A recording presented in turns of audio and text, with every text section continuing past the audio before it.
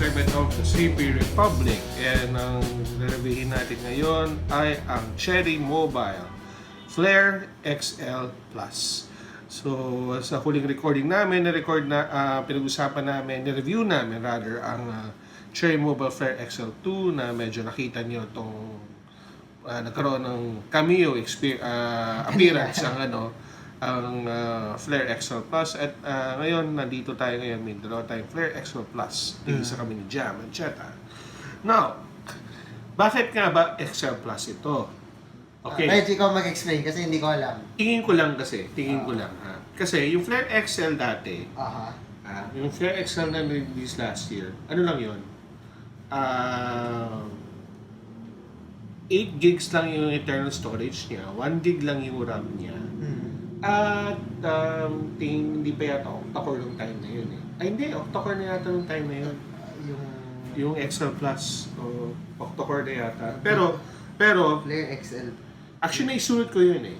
Flare XL Plus. Tira mo sa Dear on the Go. Flare XL Plus? Flare XL Plus. Di ba ito yung Flare XL Plus? Yan yung Flare XL Plus. Nalilito ako. Okay, sumali ha.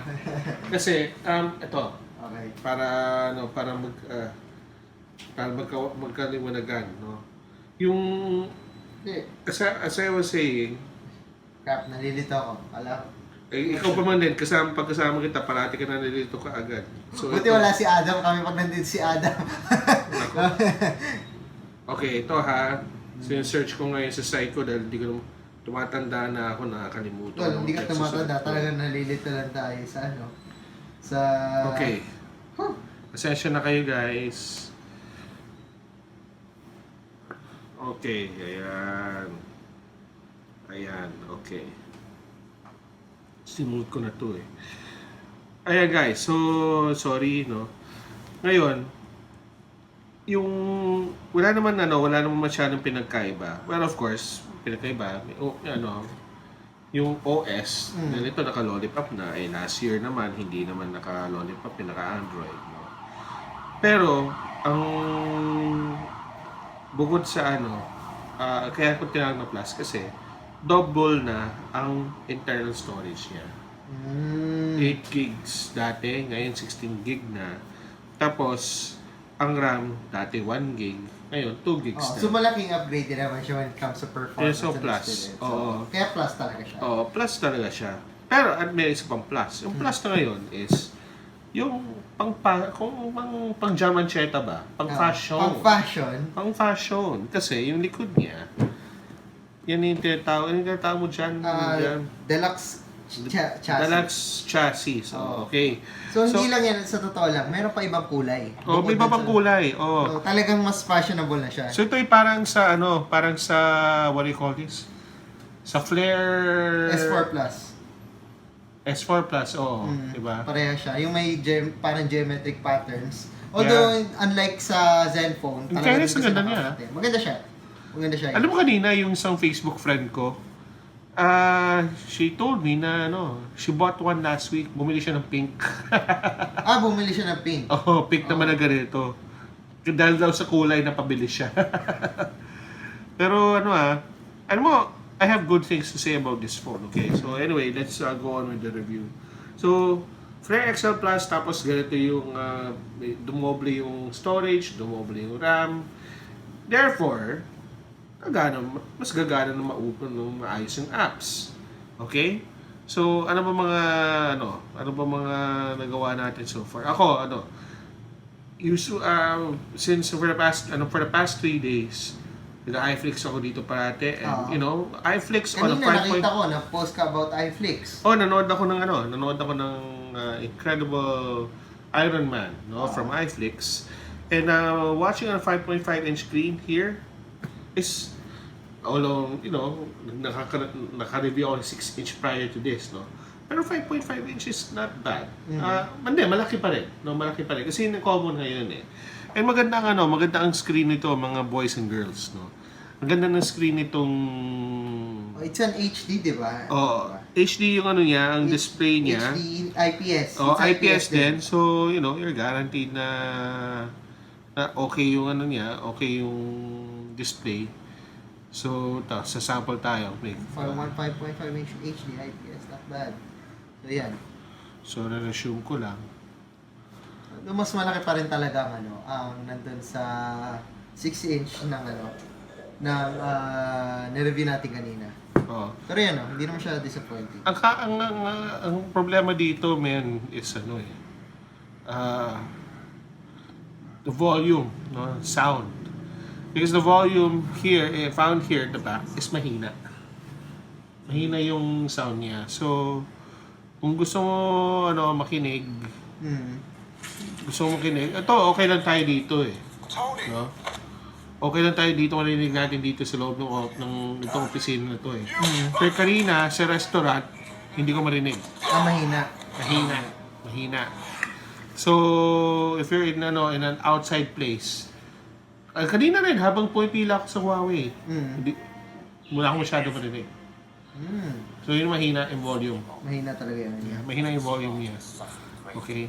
Pero dito kasi, we're in a closed environment, so narinig nyo ngayon yung sound. So, mas marirecommend mo na magdala lagi ng earphones in case you're planning to watch iFlix mga ganun. Yes, kailangan. Otherwise, sana may subtitle yung pinapanood mo. Diba? Now, nakita niyo na yung video quality, okay, yung screen quality, it's not bad. It's the usual, pero maganda. Maganda pa rin for its price. Kasi I haven't mentioned the price yet. No? And then gaming. Okay, so gaming naman, I installed Real Racing here. Real Racing 3. May gaming din ako dito pero Anong game mo? Anong game mo? Grand Theft Auto San Andreas dito. Wait, tama ba? Wala pala. Joke lang. Asphalt 8 pala. Sige, dito muna tayo sa Real Racing 3 while you load that up. Kasi ito nilalaro ko rin since day 1. Teka, naglo-load pa lang siya. Baka mamaya nagdanda. Sana wala siyang download na updates. Okay, kita nyo? Kita nyo yung graphics? Okay. Alright. So, let's play.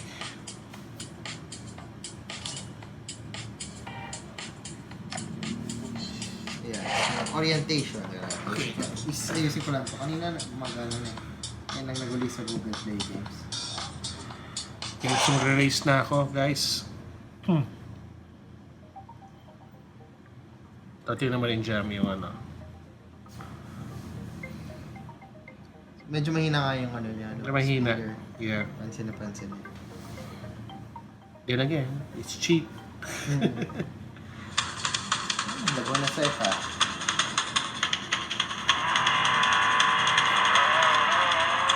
So,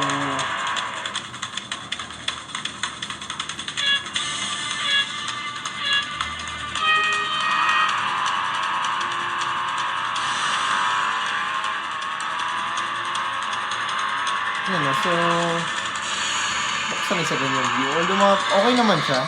Playing Real Racing 3 on that one is smooth. It's fine. And ito naman I mean, smooth naman siya. And kasi diba, nasabi naman natin yung processor niya. Di pa, no? Hindi pa. It's a 6592 processor. It's a old processor, yes, pero until now, okay pa rin siya.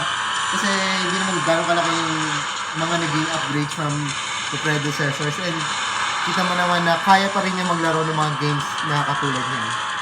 So yan. Race complete na yan? Yeah, it's nga pala, intro. Pero yun nga, as you could see, maganda yung graphics. It's octa-core processor and kaya niya I'm not sure kung nakuha na ng camera. Nakuha ba ng camera? Nakuha na ng camera. Okay. Although meron pa akong isang dito. Ngayon, try natin yung asphalt naman. Ang dami lang rewards. So, we're gonna play Asphalt 8. This game is medium settings. So, yan. Okay. Guys, take note yung sa Real Racing walang settings to Sa Real Racing kasi wala. Ito sa Asphalt 8 merong medium settings. Ayan, so we're gonna play with our Tesla ba itong gamit namin? Tesla Model 3. But yeah, so lagyan natin ng music. Na sound pala. So, medyo matagal nga siya mag-load eh. Yun yung napansin ko sa kanya. Well, maybe because luma na yung kanyang processor. But again, mura siya. Mura siya. Huwag ka magre-reklamo kasi mura siya. So, we need to wait lang. Yan na. Yan. Nevada, it's Asphalt 8 again at medium settings. You know, so as you could see, yung graphics niya is just the typical na smartphone na may 6592. We don't have yung special effects sa Nitro kasi pag mas maganda yung GPU mo and it supports yung sa GPU mo, ano yung kanyang Nitro, may apoy talaga siya. And makikita mo yung different na reflections and shading doon sa laro. Pero yun nga, this one is just at medium setting. So, hindi gaano kalaki yung difference niya pagdating sa graphics. Boom. So, but as you could see naman, Asphalt 8 is very playable. And Okay, hindi ulang lag eh. walang lag. And super smooth nga siya eh. Which is mostly na mas mabilis pa siya compared sa other 6592. Other 6592 kasi naglalag eh. Siguro dahil din sa software and sa optimizations ng hardware nila. Pero as you could see naman dito sa Cherry Mobile Flare XL Plus, wala namang problema and mabilis naman siya gamitin. So, yan. Woo! Yan o. So, mabilis siya and wala naman nagiging problems. So, yeah, okay naman siya. Yan o. Nagdidrift po, wala kami. Walang problema sa graphics eh. Hindi na natin tapusin na ganito yung kanyang ano. Oops! So, hindi natin tapusin yun. Yan o. So, I guess yun na yung ating ano ng gameplay. You've seen the gameplay. Although dito nagtaka ako, binuksan ko yung Minecraft kanina. So, I have another game. This is not so heavy game. Oh, may Minecraft din ako. Medyo, hindi ko lang bakit siya nagko-close. Siguro dahil di saram, pero let's try again. So, yan. Hindi na siya. Although, hindi siya super smooth unlike sa ibang smartphones. Kasi, syempre, medyo matakaw sa RAM to yan. So, you could see, medyo nagko-konting lag siya. Kasi, this game is kind of processor heavy and medyo RAM heavy din siya. Although hindi siya sa GPU mabigat, pero more on sa processing siya because of the cell building ng block. Yung mga blocks niya is, it takes time to load and syempre may computing pa yan pagdating doon. So, pero as you could see naman, it's playable. So, if you're planning on playing casual games, walang problema. If you're planning on playing 3D games like yung Asphalt 8, okay pa rin siya. Pero heavy games, siguro you need to set the settings at the lowest kasi I'm pretty sure na medyo maglalag and But not bad, ah. mabilis nga siya for 6590, hindi siya ganito yung sa other eh. So yan, mabilis siya. And so yan. Although kanina nagka-crash siya, I'm not sure why.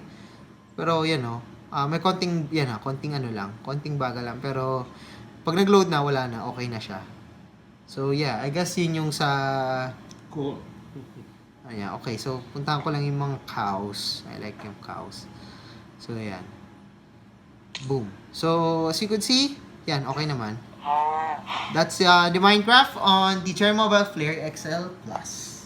Alright, so we now talk about the camera. Ay, camera. Ito na naman tayo. So, Ang camera ng Cherry Mobile, parang bigla nila ako nawawala ng ano eh. Nanggana. Ng gana eh. Pero tingnan natin, baka okay nga tong camera ng Cherry. Okay, so this was taken earlier. Oh yan, taken earlier din? Oh yeah, earlier. Okay. So, what do we think of the photos? Saan muna tayo? Sa'yo o sa ano? Sa'yo muna, ito. Okay, so, number 1, overexposed siya. Yes, overexposed. I can see it. Number 2, medyo reddish yung dating. Hindi siya super pinkish, pero napapansin ko yung pagka-pinkish niya. Na ano, so mapapansin mo siya dito eh. Yun, parang medyo konting pinkish yung dating niya. Pero yun nga, hindi naman sobra-sobra, pero hindi rin masyadong noticeable unless OC ka talaga sa mga pagkuha mo ng shots. Yeah. Well, dito naman sa sa camera ko, sa kuha ko, may pagka-grainy. And to think that this a day, Day shot. Day Kanina shot. lang yan, sa Buendia, no? Yung umaga to, when I want to, hindi naman siya ganun kadilim eh, hindi naman siya, Pero parang makulimlim yun. nagkukulimlim. Pero yung parang sobrang Pero- kulimlim yung dating na shot. Oo, pero hindi pa siya makulimlim talaga. Oo, madilim nga siya. So, ewan ko. Oh, yan. This was Is-is taken na lang. inside the mall. And, yan, nakita nyo. Kita nyo yung, yung kuha. Hindi masyado... Yung again, grainy. It's not... well, what do you expect, no? What do you expect? Another shot. Ganun din, no? Lalo pag lalo na when you go to the background. Ito guys, naka-maximum na resolution na ako dito ha. So, at syempre, pag titingnan nyo ng malayo, okay lang. Pero when you try to check the details, when you zoom in, Mapapansin mo na. papansin mo na mausapan na yan Medyo balancing ng colors dito. parang sala yung parang medyo soft yung dating ng shot. Ay, nako.